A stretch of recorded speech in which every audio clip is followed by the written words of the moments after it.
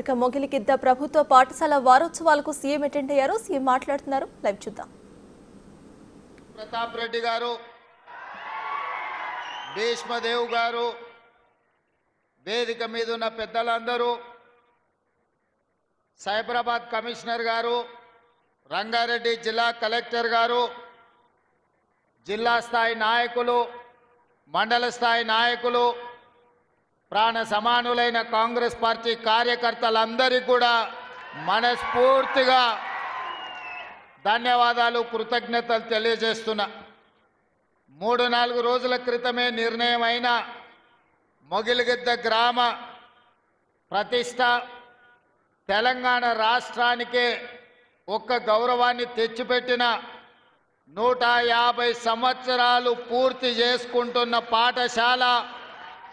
ఏ పాఠశాలలైతే హైదరాబాద్ సంస్థానం ప్రజాపాలనలకు వచ్చిన తర్వాత మొట్టమొదటి ముఖ్యమంత్రిని అందించిందో, పరిపాలనలోనే మార్పులు తీసుకురాగలిగిన శక్తి సామర్థ్యాలు ఉన్న బూర్గుల రామకృష్ణారావు గారిని, రాజకీయ దురంధరుడు, ఎవరు పేరు చెప్పిన రాష్ట్ర జాతీయ రాజకీయాలలో ఎప్పటికీ వన్నెదగ్గని మర్రి చెన్నారెడ్డి గారిని, ఉత్తరప్రదేశ్ గవర్నర్గా పనిచేసిన పెద్దలు సోషలిస్టు నాయకుడు సత్యనారాయణ రెడ్డి గారిని, అదేవిధంగా గతంలో విద్యాశాఖ మంత్రిగా పనిచేసిన శ్రీనివాసరావు గారిని, ఈరోజు వేదిక మీద ఉన్న పౌరుల యొక్క హక్కులకు భంగం కలిగినప్పుడు ఎక్కడికైనా నిర్భయంగా అక్కడికి వెళ్ళి ఆ ప్రజలకు జరుగుతున్న అన్యాయాలను ప్రపంచం దృష్టికి తీసుకొచ్చి పాలకులకు ఇష్టం ఉన్నా లేకపోయినా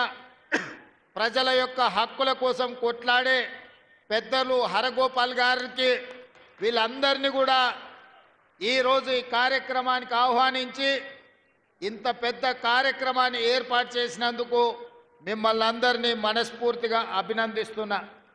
మిత్రులారా, పాలమూరు బిడ్డగా, తెలంగాణ రాష్ట్ర 2వ ముఖ్యమంత్రిగా ఈరోజు 150 సంవత్సరాలు పూర్తి చేసుకున్న మొగిలిగిద్ద పాఠశాలను ఆధునీకరించడానికి ఈ కార్యక్రమంలో పాల్గొనడం ఇది నాకు ఒక గొప్ప గౌరవం అని చెప్పి నేను ఈ సందర్భంగా తెలియజేస్తున్నా. ఆనాడు నిజాం పాలనలో ఉర్దూలో ప్రారంభమైన ఈ పాఠశాల ఈరోజు ఈ స్థాయిలోకి రావడం, ఈ గ్రామం ఆదర్శంగా నిలబడాలన్న ఆలోచనతో ఇక్కడ పాఠశాలలతో పాటు జూనియర్ కాలేజ్తో పాటు ఈరోజు అడ్వాన్స్ టెక్నాలజీ సెంటర్లను అందించి పాఠశాలకు ఒక 10 కోట్ల రూపాయలు, మొగిలిగిద్ద గ్రామం కోసం సీసీ రోడ్ల కోసం 5 కోట్ల రూపాయలు, అదేవిధంగా లైబ్రరీ కోసం, గ్రామ పంచాయతీ బిల్డింగ్ కోసం 1 కోటి రూపాయలు, అదేవిధంగా మైనారిటీ షాదీఖానా కోసం మా మిత్రుడు ఈర్లపల్లి శంకర్ గారు అడిగినరు.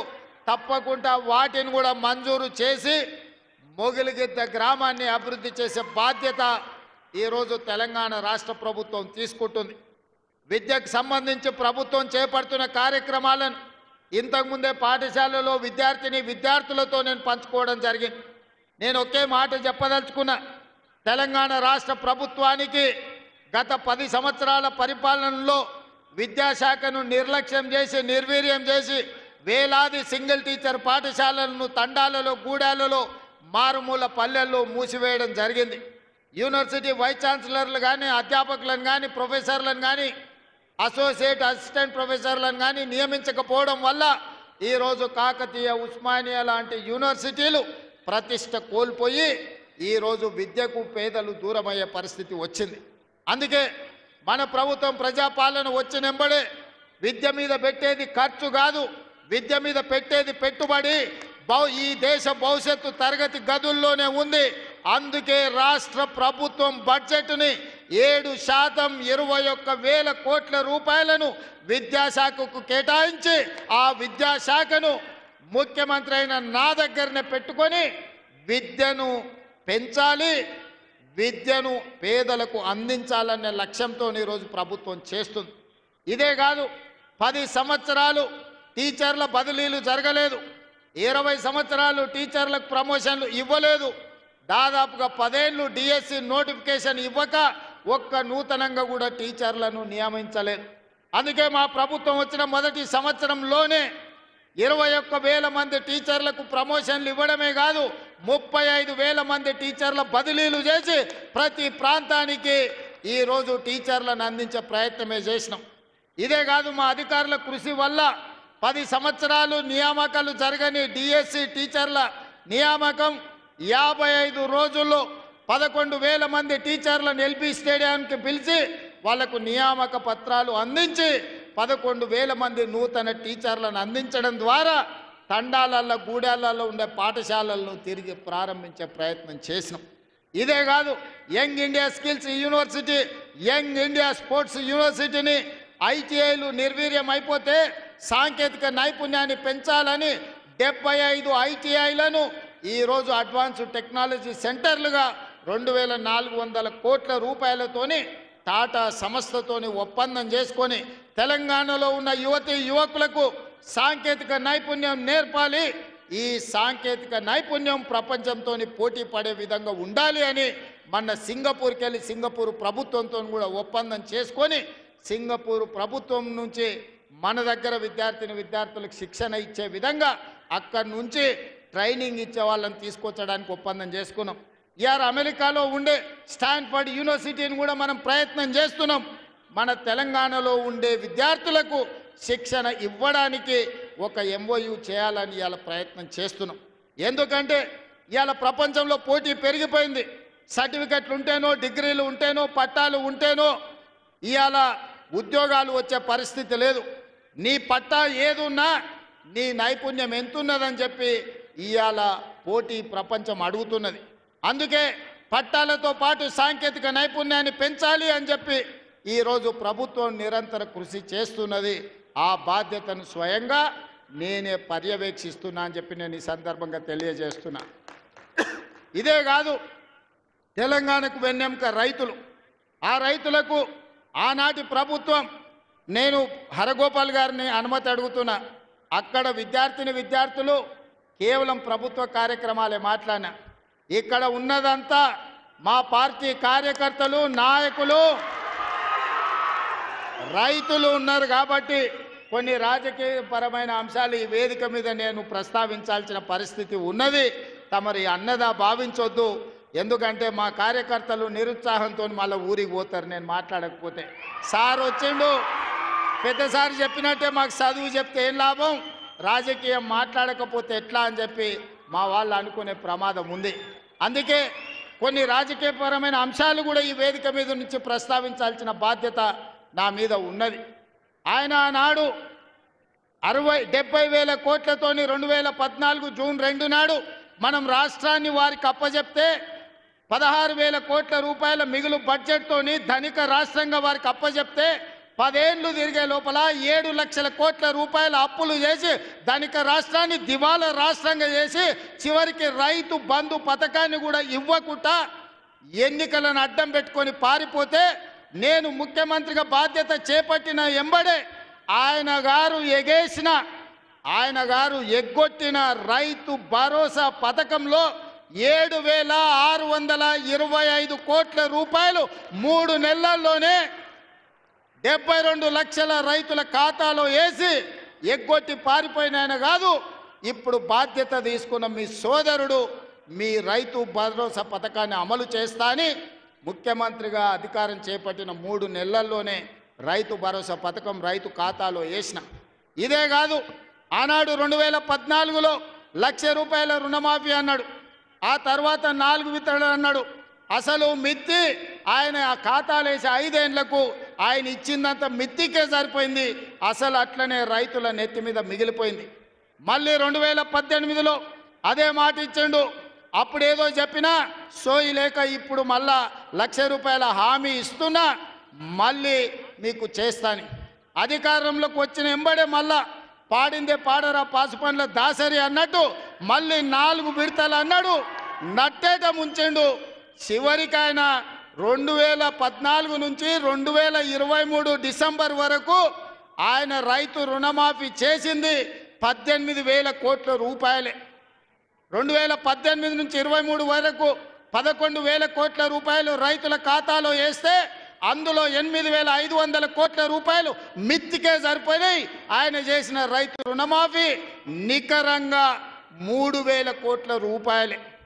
కానీ మీ సోదరుడిగా, మీ బిడ్డగా, పాలమూరు బిడ్డగా, నల్లమల్ల అడవులో నుంచి వచ్చిన నేను ఒక రైతు బిడ్డగా 2 లక్షల రూపాయల రైతు రుణమాఫీ చేస్తా అని సరిగ్గా 60 రోజుల్లో 25,50,000 మంది రైతులకు 21,000 కోట్ల రూపాయలు 2 లక్షలు రుణమాఫీ చేసి ఇచ్చిన మాట నిలబెట్టుకొని మాట తప్పని మడమ తిప్పని పార్టీగా ఈరోజు 25,50,000 మంది రైతులకు 21,000 కోట్ల రూపాయల రైతు రుణమాఫీ చేసినాం. ఇవాళ రైతు రుణమాఫీ చేయలేదంటున్నాడు. నేను సూటిగా సవాలు విసురుతున్న చంద్రశేఖరరావు గారికి వేదిక మీద నుంచి, ఫామ్ హౌస్లో ఉండి వచ్చిన వాళ్ళకి జోలి చెప్పుడు కాదు, అసెంబ్లీకి రా, లెక్కలు చెప్తా. ఏ ఊర్లో, ఏ తండాలో, ఏ గూడెంలో ఏ రైతుకి ఎంత రుణమాఫీ చేసినో 25,50,000 మంది రైతుల వివరాలు శాసనసభలో పెడతా. 21,000 కోట్ల రూపాయలు ఎవరి ఖాతాలో వేసినో నేను లెక్క చెప్తా. నీకు చిత్తశుద్ధి, నీకు నిజాయితీ ఉంటే రా, వచ్చే అసెంబ్లీలో నువ్వు మాట్లాడు, అడుగు. అదేవిధంగా ఆనాడు నువ్వు 5,000 రూపాయలు సంవత్సరానికి రైతు బంధు కింద 10,000 ఇస్తే నేను ఎన్నికల్లో 15,000 ఇస్తా అని చెప్పిన.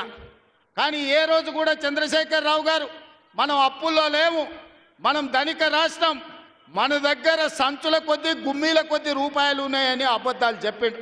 వచ్చి చూస్తే గుమ్మీలు ఖాళీలు ఉన్నాయి. గుమ్మి కింద పందికొక్కులాగా కేసీఆర్ కుటుంబం మొత్తం తిని కూసున్నది. అయినా అధైర్యపడకుండా 15,000 బదులు ఆనాడు నువ్వు ఇచ్చిన 10,000 ఎగ్గొట్టిన 10,000 కాకుండా ఇవాళ 12,000 రూపాయల సంవత్సరానికి రైతులకు ఇవ్వాలని రైతు భరోసా కార్యక్రమాన్ని జనవరి 26 తారీఖు నాడు ప్రారంభించుకున్నాం. మార్చి 31 లోపల ప్రతి ఎకరాకు వ్యవసాయ యోగ్యమైన భూమికి ఎకరాకు 6,000 చొప్పున మీ ఖాతాలో వేసే పూచి నాది అని నేను ఈ వేదిక మీద నుంచి చెప్పదలుచుకున్నా. ఆయన అంటుండు ఎగ్గొడతారని.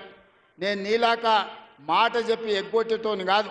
దళితులకు 3 ఎకరాలని ఎగ్గొట్టినావు, దళిత ముఖ్యమంత్రి అని ఎగ్గొట్టినావు, డబల్ బెడ్రూమ్ ఇండ్లు అని ఎగ్గొట్టినావు. ఇట్లా చెప్పుకుంటూ వెళ్తే 100 మాటలు ఇచ్చి ఎగ్గొట్టిన చరిత్ర నీది, పంగనామాలు పెట్టిన చరిత్ర నీది. చంద్రశేఖరరావు 10 ఏళ్ళు పరిపాలన చేసి ప్రజల దగ్గరకు పోతే డిసెంబర్లో అధికారం కోల్పోయినావు, జూన్లో డిపాజిట్లు కోల్పోయినావు పార్లమెంట్లో. ఇప్పుడు మెదడు కూడా కోల్పోయినట్టే ఉన్నాడు ఆయన, పెద్ద మంచి ఫామ్ హౌస్లో పండుకొని. డిసెంబర్లో ఆయన అన్నీ చెప్పిండు. ఆయన గుడిలు దర్గాలకు దస్తీలు కప్పిండు, గుడిలకు పోయి దండాలు పెట్టిండు. పెట్టిన తెలంగాణ ప్రజలు 10 ఏళ్ళు పెట్టిన ఆయన అరగోసకు ఇవాళ ఆయన గుణపాఠం చెప్పి ప్రభుత్వాన్ని దించిండ్రు. అట్లే అబద్ధాలు చెప్తే పార్లమెంట్లో గుండు 0 ఇచ్చిండ్రు, ఆయన గాడిద గుడ్డి ఇచ్చిండ్రు. అయినా బుద్ధి మారలే. 14 నెలల నుంచి అంట ఆయన ఫామ్ హౌస్లో వండుకొని గంభీరంగా చూస్తుండంటే. ఎవరిని చూస్తున్నావా గంభీరంగా? అచ్చోసిన ఆంబోతులాక నీ కొడుకుని అల్లుని ఊరు మీద వదిలినావు. మైసమ్మ మన ఏంది జాంగీర్పీర్ల దర్గాకు వదిలిన మేకపోతులాక ఊరు మీద పడి మేస్తా ఉన్నారు నీ కొడుకు, నీ అల్లుడు. మన జాంగీర్పీర్ల దర్గా కోసుకుంటాం కదా మనం, అట్లా జాంగీర్పీర్ల దర్గాను కూడా మోసం చేసిన 100 కోట్లు ఇస్తాను మా శంకర్ చెప్తున్నాడు. ఇవాళ రాజన్న సిరిసిల్ల ఆలయానికి 100 కోట్లు ఇస్తాను, ఆ దేవుణ్ణి మోసం చేసినావు. ఈడ దర్గాను మోసం చేసినావు. పాలమూరులో ప్రాజెక్టులు కడతా అని, పాలమూరు రంగారెడ్డి ఎత్తిపోతలు పూర్తి చేస్తా అని కల్వకుర్తి, భీమా, నెట్టంపాడు, కోయిల్సాగరు, జూరాల, ఆర్జీఎస్, తుమ్మిళ్ళ ప్రాజెక్టులను కడతా అని చెప్పి పాలమూరుకు మాట ఇచ్చి పాలమూరుని ఎండబెట్టి ఎగవేసిన దుర్మార్గుడివి నువ్వు ఈరోజు సంవత్సరం పూర్తి కాకముందే మా మీద వడేడుస్తురట. ఆయన కోసం ఎదురు చూస్తురట. ప్రజలందరూ బాధ పడుతురట. అయ్యా చంద్రశేఖరరావు గారు, 4 కోట్ల ప్రజలు ఎవ్వరు బాధపడతలేరు. రైతులకు రైతు భరోసా వచ్చింది, రైతులకు రైతు రుణమాఫీ జరిగింది, విద్యార్థులకు ఫీజు రియంబర్స్మెంట్ ఇచ్చినాం, రాజీవ్ ఆరోగ్యశ్రీ 10 లక్షలకు పెంచినాం, పేదలకు ఇండ్లల్లా 200 యూనిట్లు ఉచిత కరెంట్ ఇచ్చినాం, ఆడబిడ్డలకు 500 రూపాయలకే సిలిండర్ ఇచ్చినాం. అదేవిధంగా ఆడబిడ్డలకు ఆర్టీసీలో ఉచితంగా బస్సు ప్రయాణం ఇచ్చినాం. 120 కోట్ల మంది ఆడబిడ్డలు ఈరోజు తెలంగాణ రాష్ట్రంలో ఉచిత బస్సు ప్రయాణం చేస్తున్నారు. దానికి 4,000 కోట్ల రూపాయలు ఖర్చు పెట్టినాం. ఇవాళ 10,000 కోట్ల రూపాయలు రాబోయే మార్చి 31 లోపల రైతు భరోసా పథకం కింద పేదల ఖాతాలో వేస్తాం. ఉపాధి హామీ కూలీలకు కూడా ఇవాళ ప్రతి కుటుంబానికి 12,000 రూపాయలు ఇచ్చినాం. ఇదే కాదు, తెలంగాణ సమాజానికి నిరుద్యోగ సమస్య, అలాంటి నిరుద్యోగ సమస్యను పరిష్కరించడానికి మొదటి సంవత్సరంలోనే 55,143 ప్రభుత్వ ఉద్యోగాలు ఇచ్చి దేశంలోనే చరిత్ర సృష్టించిన రాష్ట్రం తెలంగాణ రాష్ట్రం. నువ్వు 10 ఏళ్ళు ఇవ్వలేని ఉద్యోగాలు మొదటి సంవత్సరంలోనే 55,143 ఉద్యోగాలు ఇచ్చిన చరిత్ర మాది. వీటన్నిటి మీద నీకు చిత్తశుద్ధి ఉంటే, నీ నాయకత్వం మీద నీకు నమ్మకం ఉంటే నువ్వు రా అసెంబ్లీలకు. ఈ వివరాలన్నీ అసెంబ్లీలో పెడతా, చర్చ చేద్దాం. ఆయన కొడితేనంట బలంగా కొడతాడంట. సరిగ్గా నిలబడేది నేర్చుకోని ఆయన కట్టె లేకుండా. నీ పరిస్థితి ఎట్లుందో తెలంగాణ సమాజానికి తెలియదా? నువ్వు తూగుతున్నావా, సోగుతున్నావా, నువ్వు నిలబడగలిగే పరిస్థితిలో ఉన్నవా? ఆయన బలంగా కొడతాడంట, ఆయన లేచి వస్తాడంట. సోషల్ మీడియాలో నాకు ఆయనకు పోటీ పెడితేనంట ఆయనకు లైక్లు ఎక్కువ వచ్చినాయంట. టిక్టాక్లో 10 ఏళ్ళు ముఖ్యమంత్రి చేసినోడు, కేంద్ర మంత్రి చేసినోడు ఇవాళ టిక్టాక్లో కేసీఆర్కు రేవంత్ రెడ్డికి పోటీ పెడితే ఆయనకు లైక్లు ఎక్కువ వచ్చినాయంటే నాకు తక్కువ వచ్చినాయంటే ఇవాళ వాళ్ళ కార్యకర్తలతో మాట్లాడుతున్నాను. నేను అడగదలుచుకున్నా, ఆ మధ్యలో బాలీవుడ్లో కూడా సల్మాన్ ఖాన్కు రాఖీ సావంత్కు కూడా టిక్టాక్లో పెడితే రాఖీ సావంత్కి ఎక్కువ లైకులు వచ్చినాయి. అంత మాత్రాన ఆమె సల్మాన్ ఖాన్ కంటే గొప్ప నటుడు నటురాలు అనేవారని అనుకుంటారా? ఇవాళ చివరికి ప్రజలు తిరస్కరించి ప్రజలు డిపాజిట్లు జప్తు చేస్తే ముఖం జల్లక ఫామ్ హౌస్లో వండుకున్న చంద్రశేఖరరావు సోషల్ మీడియా టిక్టాక్లో నాకు లైక్లు వచ్చినాయని చెప్పుకునే పరిస్థితికి వచ్చిందంటే ఆయన మానసిక పరిస్థితి ఎట్లుందో తెలంగాణ సమాజం అర్థం చేసుకుంటుంది. పెద్ద మనిషి ఆయన వయసులో, నేనేం కాదంటలేను. ఆయన పిల్లలు యమకింకర్లాగా తయారై ఊరి మీద పడి మేస్తున్నారు. ఫస్ట్ నీ కొడుకుని అల్లుని కంట్రోల్లో పెట్టు చంద్రశేఖరరావు. నువ్వు రా సభకు. 5 తారీఖు నాడో 6 తారీఖు నాడో స్పీకర్ గారు అనుమతి తీసుకొని ఏబిసిడి వర్గీకరణ మీద మా మాదిగ సోదరుల 35 ఏళ్ల పోరాటం, అదేవిధంగా 100 సంవత్సరాలు బ్రిటిషర్స్ ఉన్నప్పుడు కులగణన చేసిరు. 100 ఏళ్ల వరకు బలైన వర్గాలు ఎంతమంది ఉన్నారో వాళ్ళ లెక్క వాళ్ళకే తెలియదు. ఎంతోమంది ప్రధానమంత్రులు ముఖ్యమంత్రులు మారినారు కానీ బీసీల లెక్కలు తేల్చలేదు. కానీ భారత్ జోడోలో రాహుల్ గాంధీ ఇచ్చిన మాట ప్రకారం ఈరోజు కాంగ్రెస్ పార్టీ బీసీల లెక్కలు తేల్చింది, ఇంటింటికి పోయింది, లెక్క కట్టింది. రాబోయే 2 తారీఖు నాడు బీసీ కులగణన నివేదిక రాబోతుంది. అదేవిధంగా మాదిగల వర్గీకరణ మీద కూడా జ్యుడిషియల్ కమిషన్ నివేదిక ఇవ్వబోతుంది. ఫిబ్రవరి మొదటి వారంలో అసెంబ్లీలో బీసీ కులగణన మీద, అదేవిధంగా మాదిగల వర్గీకరణ మీద సభను పెట్టబోతున్నాం. నీకు చేతనైతే చిత్తశుద్ధి ఉంటే సభకు రా, చర్చ చేద్దాం. నువ్వా మేమా తేల్చుకుందాం. నీ ఫామ్ హౌస్లో నీ వంది మాగదులను, నీ భజన చేసేటోళ్ళను నువ్వు వాళ్ళను జమేసుకొని వాళ్ళ ముందల పొంకనాలు కొట్టకు చంద్రశేఖరరావు. నువ్వు కాలం జల్లిపోయిన 1000 రూపాయల నోటువే. ఆ నోటు పెట్టుకుంటే ఎవడైనా జైలుకే వెళ్తాడు. ఒకప్పుడు 1000 రూపాయలకు చాలా విలువ ఉండే 1000 నోటుకి. అవునా? 1000 నోట్లు ఉన్నాయంటే ఆయన మునగాని కింద చూసేది. ఇప్పుడు 1000 నోట్ల రూపాయలు ఉన్నాయంటే తీసుకుపోయి బొక్కలేస్తారు. చంద్రశేఖరరావు గారు కూడా రద్దయిపోయిన 1000 రూపాయల నోటు. ఇంకా దానికి విలువ లేదు. తెలంగాణ సమాజంలో నిన్ను అడిగేటోళ్ళు లేరు చంద్రశేఖరరావు. నువ్వు ఫామ్ హౌస్లో ఉండి ప్రజలతో నీకు బంధం తెగిపోయినట్టుంది. ప్రజలు ఏం ఆలోచన చేస్తున్నారో చూడు. రైతులకు రైతు భరోసా అందింది. ఇది నా జవాబు, లెక్కలు అసెంబ్లీలో చెప్తా. రైతులకు 21,000 కోట్ల రూపాయల రుణమాఫీ జరిగింది. రైతులకు వడ్ల కోసం 500 రూపాయల బోనస్ ఇచ్చినాం. రైతులకు వ్యవసాయానికి 24 గంటలు ఉచిత కరెంట్ ఇచ్చినాం. రైతులకు 200 యూనిట్లు ఇంట్లో ఇవాళ ఉచితంగా ఇస్తున్నాం. ఆడబిడ్డలకు బస్సు ఉచితం ఇచ్చినాం. ఆడబిడ్డలకు 500 రూపాయలకు సిలిండర్ ఇచ్చినాం. ఇవాళ యువకులకు 55,143 ఉద్యోగాలు ఇచ్చినాం మొదటి సంవత్సరంలో.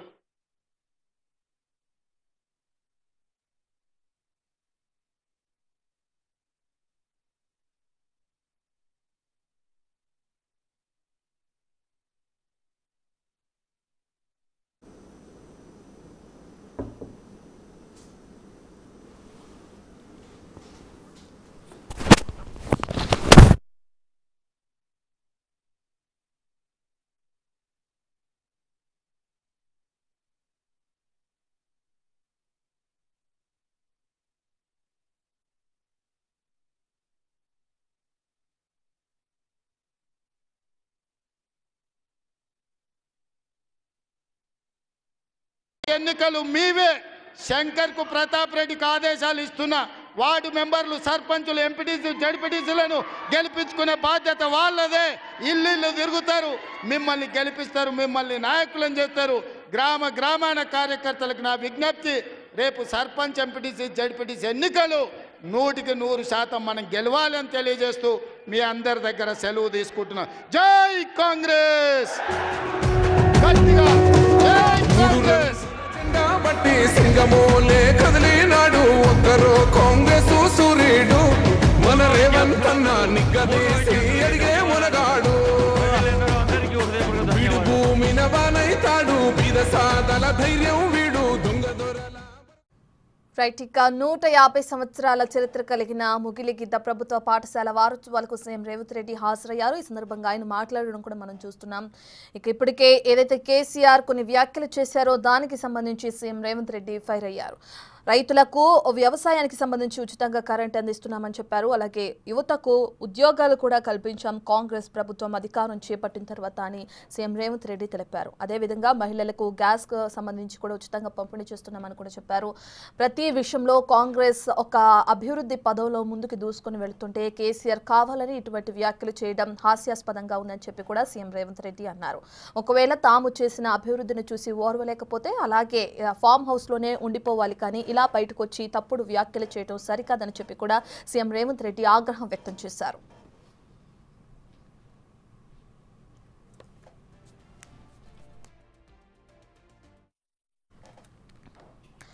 ఇక మహబూబ్ నగర్ జిల్లాలో ముగిలిగిద్ద ప్రభుత్వ పాఠశాల వసంతోత్సవం జరుగుతుంది. ఇక దానికి సీఎం రేవంత్ రెడ్డి హాజరయ్యారు. ఇక హాజరైన క్రమంలో ఆయన మాట్లాడడం కూడా మనం చూస్తున్నాం. 10 ఏళ్ళు పరిపాలన చేసి ప్రజల దగ్గరకు పోతే డిసెంబర్లో అధికారం కోల్పోయినావు, జూన్లో డిపాజిట్లు కోల్పోయినావు పార్లమెంట్లో. ఇప్పుడు మెదడు కూడా కోల్పోయినట్టే ఉన్నాడు ఆయన పెద్ద మంచి ఫామ్ హౌస్లో పండుకొని. డిసెంబర్లో ఆయన అన్నీ చెప్పిండు. ఆయన గుడీలు దర్గాలకు దస్తీలు కప్పిండు, గుడీలకు పోయి దండాలు పెట్టిండు.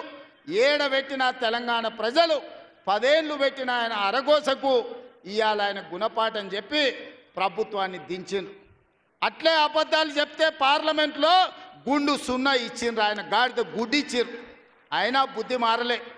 14 నెలల నుంచి అంట ఆయన ఫామ్ హౌస్లో వండుకొని గంభీరంగా చూస్తున్నాడు. ఎవరిని చూస్తున్నావా గంభీరంగా? అచ్చోసిన ఆంబోతులాక నీ కొడుకును అల్లుని ఊరు మీద వదిలినావు. మైసమ్మ మన ఏంది జాంగీర్పీర్ల దర్గాకు వదిలిన మేకపోతులాక ఊరు మీద పడి మేస్తా ఉన్నారు నీ కొడుకు నీ అల్లుడు.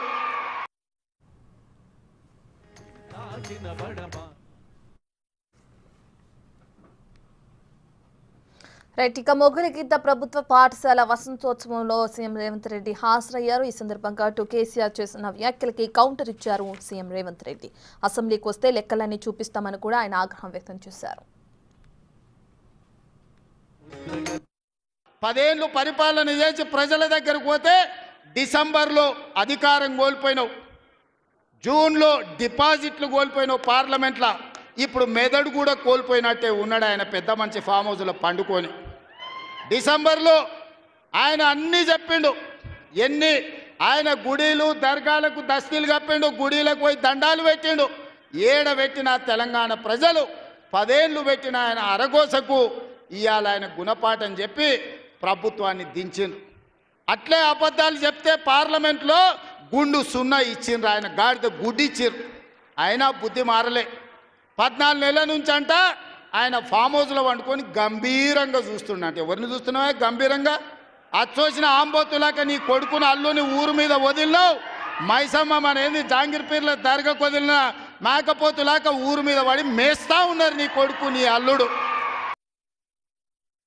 10 ఏళ్ళు పరిపాలన చేసి ప్రజల దగ్గరకు పోతే డిసెంబర్లో అధికారం కోల్పోయినావు, జూన్లో డిపాజిట్లు కోల్పోయినావు పార్లమెంట్లో.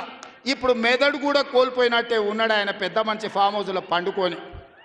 డిసెంబర్లో ఆయన అన్నీ చెప్పిండు. ఎన్ని